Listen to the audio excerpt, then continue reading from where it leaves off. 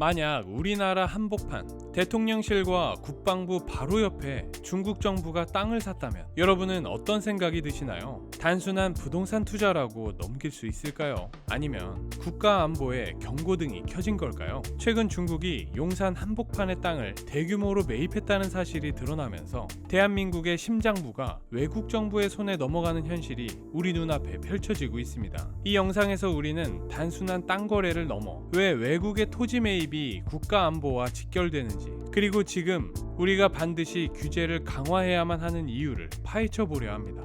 끝까지 시청하신다면 앞으로 대한민국의 전략적 요충지가 어떻게 지켜져야 하는지 분명한 해답을 얻게 되실 겁니다.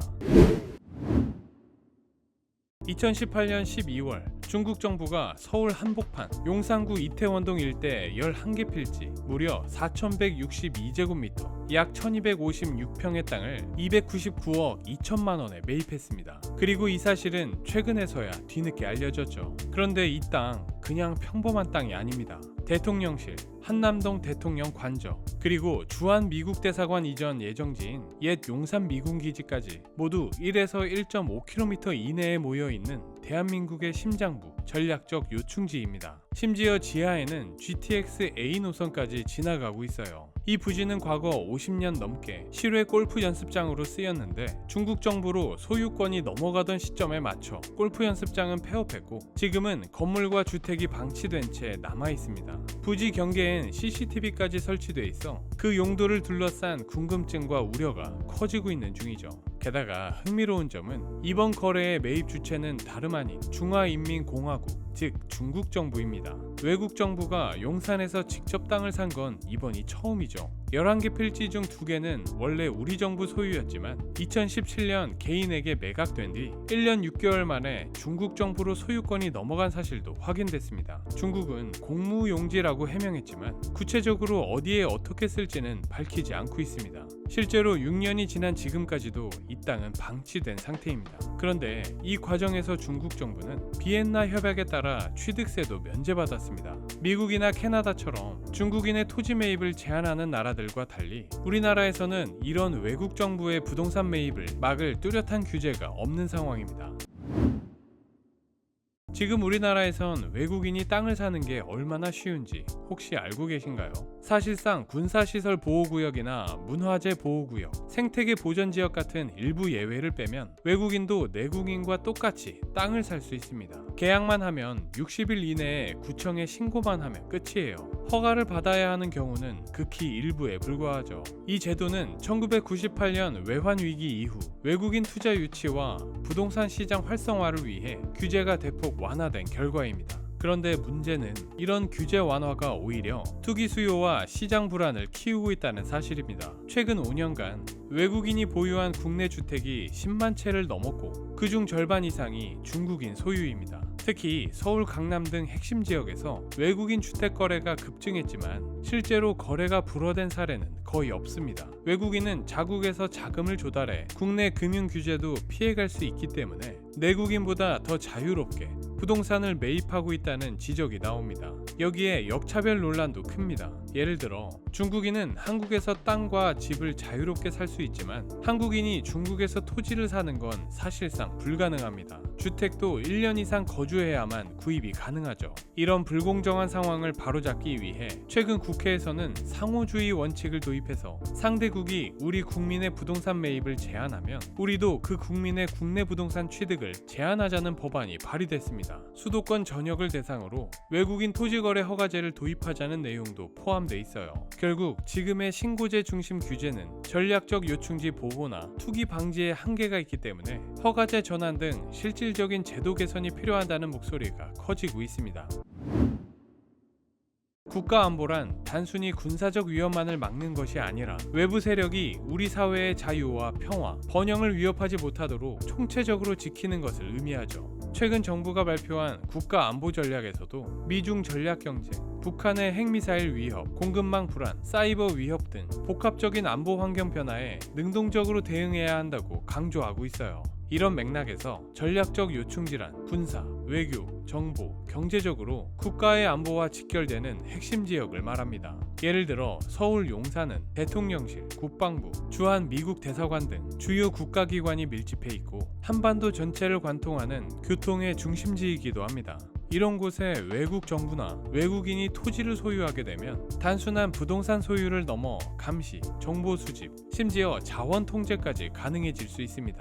실제로 전문가들은 군사, 외교 시설 근처 땅의 외국인 소유는 감시와 정보 수집, 자원 통제 등 국가 안보에 위협이 될 수 있다고 경고합니다. 한반도 전체를 보면 이 지역은 동북아의 군사, 경제적 긴장선 한가운데에 위치하는데 중국, 러시아, 일본 등과 가까워 역사적으로도 주변 강대국들의 이해관계가 첨예하게 충돌하는 곳이었습니다. 미국 역시 한미동맹을 통해 한반도를 중국의 태평양 진출을 견제하는 전략적 거점으로 삼아왔죠. 즉, 전략적 요충지의 소유권이 외국, 특히 경쟁 관계에 있는 국가로 넘어간다면 단순한 부동산 거래가 아니라 국가 안보에 근간이 흔들릴 수 있다는 점을 반드시 경계해야 합니다.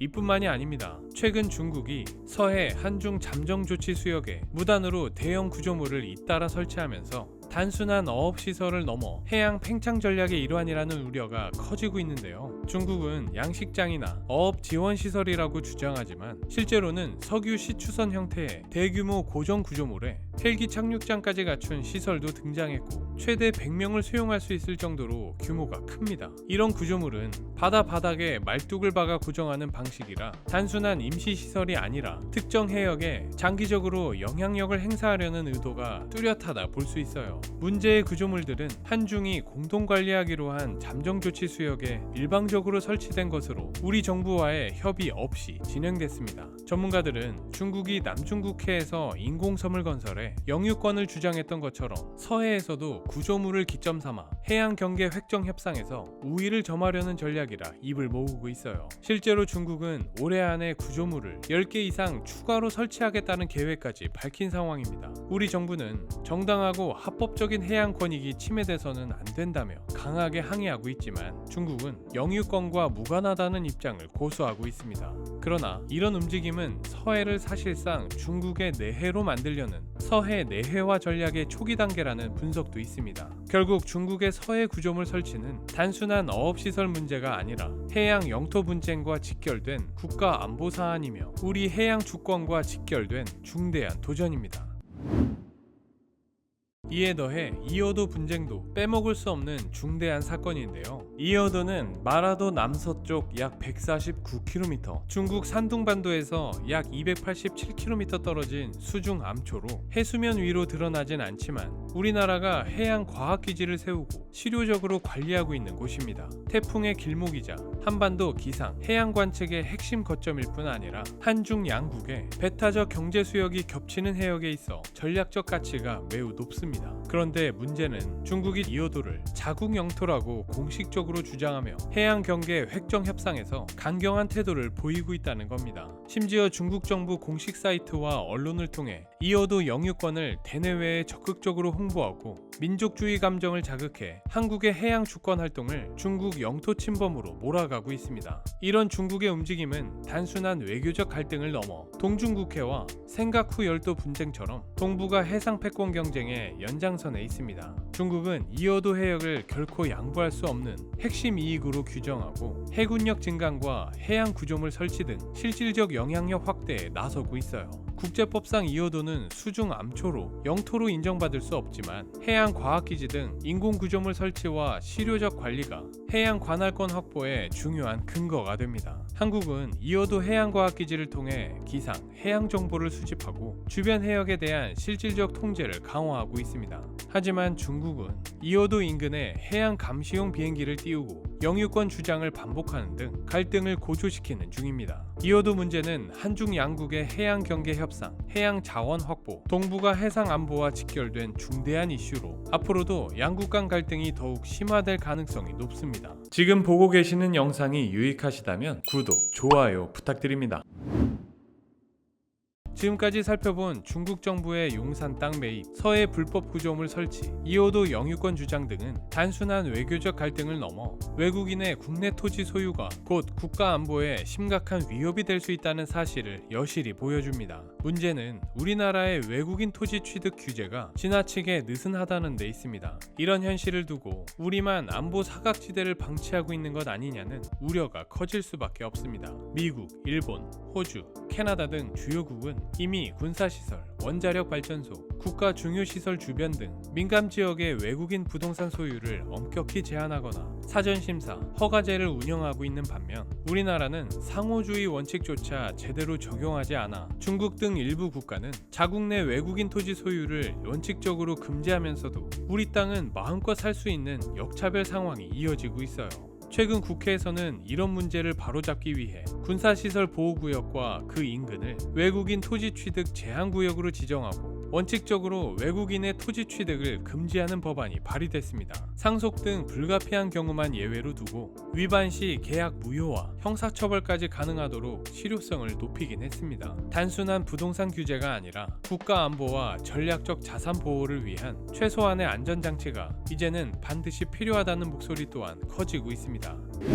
지금까지 살펴본 중국 정부의 용산 땅 매입, 서해 불법 구조물 설치, 이호도 분쟁 사례에서 보았듯이 우리 사회가 더 이상 외국인의 국내 토지 소유를 단순한 투자나 경제 논리로만 볼 수는 없습니다. 개방과 투자 유치도 중요하지만 국가 안보와 주권 수호는 그 무엇보다 중요한 가치이기 때문입니다. 오늘은 여기까지고요. 지금까지 지식세포였습니다. 감사합니다.